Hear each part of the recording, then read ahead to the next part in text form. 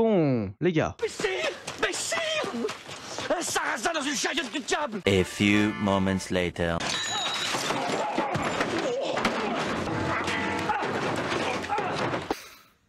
Ça va bien se passer, hein. Faut quand même pas me prendre pour ce que je ne suis pas. D'accord ? Il y a quelques temps, je vous ai parlé de Tolkien et ça vous a plutôt bien plu. Du coup, vous avez été assez nombreux à me demander de parler de vrais textes médiévaux et des valeurs que véhicule la littérature à une époque où débloquer le trophée « Vous avez survécu jusqu'à 25 ans » relevait du tryhard New Game Plus et non de la simple formalité accessible même aux usules de bas étage. Je suis une vaste fumisterie. Du coup, sans plus de suspense, alléluia, vous avez été entendu. Aujourd'hui, on va parler de Chrétien de Troyes et de son Perceval. Je vous demande de vous arrêter. Oui, vous avez bien entendu, plus la peine de réclamer encore du médiéval en commentaire, le hussard vous a compris, j'exauce votre vœu. Merci monsieur le hussard, vous êtes notre maître à tous. Mais de rien mon petit, n'oublie pas de t'abonner, de mettre la cloche et surtout, de rejoindre les réseaux sociaux du hussard. Exactement, tu connais la musique. Maintenant parlons de Perceval. Alors en quoi ce roman constitue une excellente introduction à la pensée du Moyen-Âge, cette période où catapulter les têtes de ses ennemis par-dessus la muraille de la ville qu'on assiège est une stratégie de conquête entièrement valide? Pourquoi Chrétien de Troyes est le plus grand auteur de romans de chevalerie dont vous pourrez entendre parler? Et pourquoi, dans l'hypothèse optimiste où Netflix et TikTok vous aurez laissé assez d'honneur pour comprendre ce que je m'apprête à vous dire, vous devez de charger en description pour y glaner l'un des livres qui peut changer à jamais votre vision du monde. Et bah c'est ce qu'on va voir tout de suite. Aujourd'hui, sortez les armures, affûtez les épées, portez haut les couleurs de votre belle. Le hussard vous emmène à la grande époque des chevaliers, des tournois, des félons, des quêtes initiatiques et du Graal, cette espèce de coupe dorée biblique chelou que tout le monde essaye de chiner sur le bon coin des Mérovingiens sans jamais arriver à mettre une enchère dessus. Vous allez voir, ça va être du lourd. On est parti. Générique.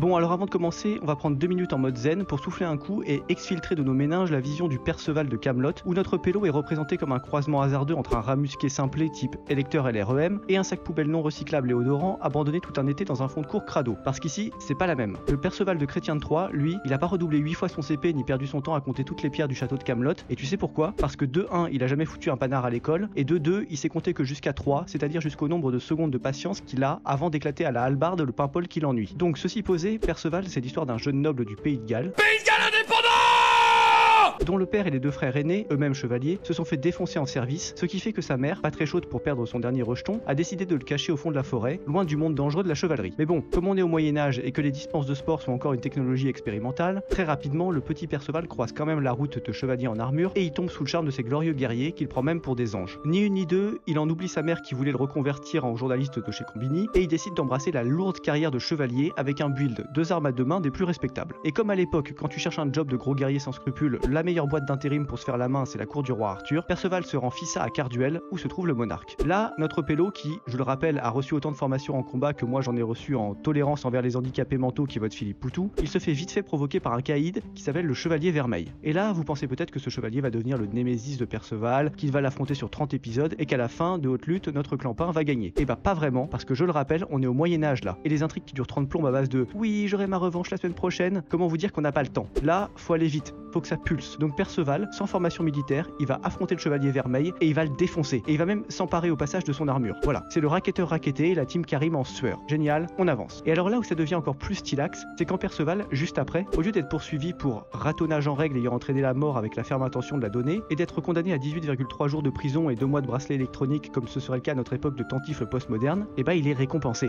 Ouais, le mec claque des museaux, on valide, on encourage. Donc là, un vieux chevalier avec un blaze acheté 23 centimes sur AliExpress, le mec s'appelle quand même Gornement, il prend Perceval sous son aile et remarque les dons innés de ce petit pour le calotage de museau. Il va donc le coacher en mode maître Yoda, non pas pour aller pisser dans l'aquarium, mais pour faire une carrière dans la lourde chevalerie. Il me dit j'ai pas pu aller pisser jusqu'au chiottes, j'ai pissé dans l'aquarium et tous les poissons sont crevés. Et il me dit ça, moi, qui suis un protecteur de la nature et tout. Et blague à part les amis, j'aime autant vous le dire, la chevalerie à cette noble époque, c'est pas juste taper comme un autiste à l'épée sur le premier sarrasin qui passe, hein. Ah non. Là, il y a un code moral derrière tout ça. Respecter les femmes, prier à l'église aussi souvent que possible, épargner les adversaires vaincus, respecter la parole donnée, ne pas poser de questions brusques ou intrusives et, de façon générale, la boucler pour ne pas dire de stupidité comme le dernier des tweetos du Wokistan. Et comme vous l'avez compris, Perceval est un genre d'autiste Asperger pas très doué pour communiquer, mais super habile pour manier tous les objets contondants à même d'asmater les rigolos des alentours. Donc avec Gornement, il apprend rapidement tout ce qu'il faut savoir sur le noble art de limer les chevilles au Moyen-Âge. Et il se retrouve donc, à partir de là, à partir vivre ses aventures tout seul dans son coin, en prouvant tout le temps à tout le monde, page après page, que le BTS armes lourdes du Moyen-Âge est une formation hautement plus valorisante sur le marché de la castagne que les masters études du genre et humanité du spectacle des navrantes facultés françaises actuelles. Franchement, je vais pas vous résumer une à une toutes ces pérégrinations, mais dites-vous bien que rapidos, notre BG gallois va se dégoter une princesse de poche qui s'appelle Blanchefleur et qu'il va promettre d'épouser une fois qu'il sera retourné s'assurer que sa mère va bien. Oui, le mec a des priorités. Faire la bise à maman, ça passe devant, tirer une crampe avec la 9 sur 10 locale. C'est pas aujourd'hui qu'on verrait ça. Hein. Et sur le chemin, Perceval va faire une drôle de rencontre. Un soir, fourbu, il croise la route du roi pêcheur. Oui, littéralement un roi avec une canne à pêche. Plus exactement, un roi handicapé, cloué dans un genre de fauteuil qui passe sa vie à pêcher dans la rivière. Donc le mec invite Perceval à venir dormir dans son château, avec plein de dorures, de serviteurs et de bouffe partout. Et pendant que les mecs baffrent comme 15, entre deux tacos supplément sauce béarnaise, les serviteurs passent ostensiblement devant eux, en portant une grande coupe dorée qui darde la pièce d'une lumière éblouissante et une lance qui goûte du sang. Et Perceval, il a beau être absorbé par sa double ration de frites et la fatigue du voyage, il capte bien que ce sont des items rares qui lui passent sous le museau. Du coup, il a très envie de demander à son hôte ce que c'est que ces bricoles ésotériques, mais il se souvient aussi qu'on lui a bien dit de la boucler et de pas poser des questions inutiles. Alors il la boucle et il va dodo. Et le lendemain, quand il se réveille, le château est vide. Mais genre vide. Il y a plus personne. Enfin, à part un genre de spectre invisible qui ouvre le pont-levis et laisse partir Perceval plus intrigué qu'effrayé. C'est vous dire le niveau de self-control de notre bonhomme. Du coup, après cet épisode un peu étrange de J'irai dormir chez vous médiéval édition, comme c'est le dawa dans sa tête, Perceval se rend à la cour du roi Arthur où une espèce de demi-sorcière lui explique que ce qu'il a vu au banquet du roi pêcheur, c'était le Graal et la lance qui a servi à tuer Jésus sur la croix. Et elle ajoute que ces objets maudits sont responsables de la mauvaise santé du roi qui les possède et qu'en posant la question de leur origine, Perceval aurait pu lever la malédiction du roi pêcheur. Et donc, en conséquence, comme il l'a pas fait, il a échoué à l'épreuve du Graal comme un gros couillon. Voilà, paye ton niveau d'énorme lore médiéval digne d'un Dark Souls sous stéroïdes là. Bon alors à partir de là, on va bifurquer dans la deuxième partie du roman, consacrée non plus à Perceval mais à Gauvin, le meilleur chevalier du roi Arthur. Et là vous vous dites sûrement, pourquoi ce changement de personnage? C'est quoi la logique? Eh ben je vais vous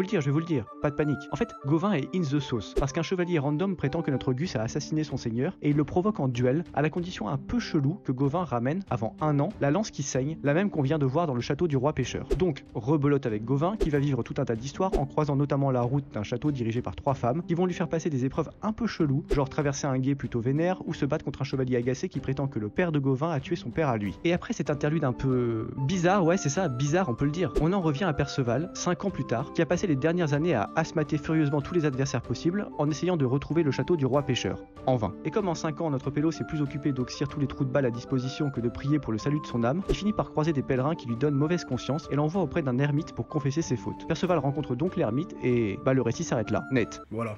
Allez, je vous laisse et puis bonne continuation. Ah ouais, je vous avais pas dit, Perceval c'est un roman inachevé. Probablement parce que Chrétien de Troyes, qui vivait à une époque où la médecine était une simple vision de l'esprit, il a canné sans terminer son grattage. Alors, il y a bien eu des suites, plus ou moins intéressantes et cohérentes, mais comme moi je suis un puriste, on n'en parlera pas ici. Je vous laisse mener l'enquête tout seul. Dans tous les cas, c'est pas grave, il y a déjà beaucoup à dire sur ce récit. Déjà, je vais commencer par la question que vous devez tous vous poser à ce moment-là de l'histoire. Qu'est-ce que c'est que ce bordel? Non mais sérieux quoi. Entre la narration décousue, des épreuves sibyllines, les relations ultra violentes entre les personnages, les rapports amoureux qui n'aboutissent pas et des allusions assez incompréhensibles, on peut dire que le texte, au premier abord, il a de quoi dérouter. On sait pas où va aller l'intrigue, c'est quand même très perturbant. Et ça, c'est souvent le cas avec les histoires du Moyen-Âge. Ils font appel à un univers mental et à des références que le clampin moyen de notre époque chiatique n'a plus en tête. Bah ouais, le fait qu'une coupelle qui a recueilli le sang du Christ irradie d'une belle lumière, ou que le roi qui la garde pêche des poissons, le poisson étant un symbole chrétien par excellence, ce sont des allusions bibliques et mythologiques évidentes pour un type du XIIe siècle, mais vachement moins claires pour nous qui vivons à une époque où la seule mythologie en vigueur c'est Netflix and chill plus Mon corps mon choix. Alors pour bien rentrer dans le texte et comprendre pleinement tout ce que Chrétien de Troyes peut vous offrir, il faut accepter le Moyen-Âge. Et quand je dis accepter le Moyen-Âge, c'est pas de la fantaisie post-Tolkien avec des intrigues bien carrées et des passages bien balisés pour les aventures de vos héros favoris. Là, on est dans le Vietnam de la littérature. À tout moment, il y a une péripétie improbable qui va jaillir du fourré, baïonnette à la main, pour se faire la logique de l'histoire en 1v1 au corps à corps. Et juste après, si tu survis à ça, t'as une grosse attaque de napalm biblique qui vient te brouiller le champ de vision et tu comprends plus du tout comment, en 3 pages, t'as pu passer de petit banquet champêtre avec le roi Arthur à duel au milieu de la forêt avec un fantôme en armure d'obsidienne. Et ça, c'est quand les variantes entre les 15 versions conservées du manuscrit ne viennent pas rajouter encore une couche de sbeul sur le gâteau. Et vous savez le plus beau? Acceptez tout ça. Passez outre ces bizarreries. N'en avoir rien à fiche que l'histoire s'arrête là, net, au milieu de rien, bah c'est franchement pas dur. Parce que clairement, entre les glorieuses aventures des chevaliers, les histoires de courage, d'honneur et de bravoure, la dimension onirique de certaines épreuves comme le lit aux merveilles de Gauvin, ou encore la piété de ces énormes machines à tuer que sont les chevaliers, y a de quoi faire. En plongeant dans ces bouquins, on en ressort l'esprit empli de hauts faits d'armes, avec la grosse résolution de déraciner le prochain FDP qui s'aviserait de nous embrouiller à la caisse du supermarché. Parce que c'est ça avant tout la littérature médiévale, l'école de la burne. La couille, d'où qu'elle vienne,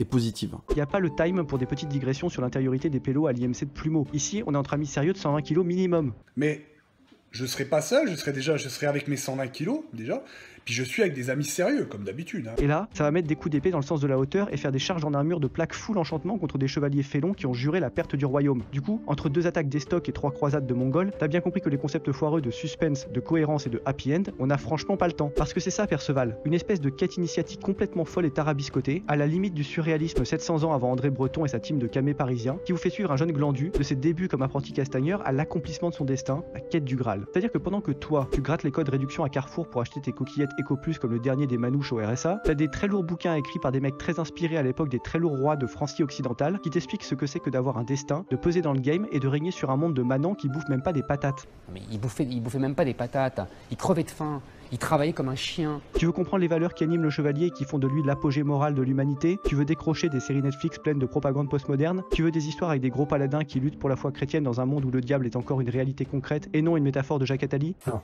votre masque. Alors fonce lire ce livre, il t'attend en description. Allez go. Et pour les petites natures qui auraient besoin de petits trous pour se lancer dans un texte pareil, je vous ai aussi mis une édition scolaire, simplifiée et ramassée, qui est absolument excellente, malgré sa couverture toute pourrie. C'est avec elle que j'ai découvert Chrétien 3 quand j'étais ado, et franchement je regrette rien, c'est du très lourd. Vous le regretterez pas. Je sais pas si je fais bien, je sais pas si je fais pas bien. On me l'a conseillé.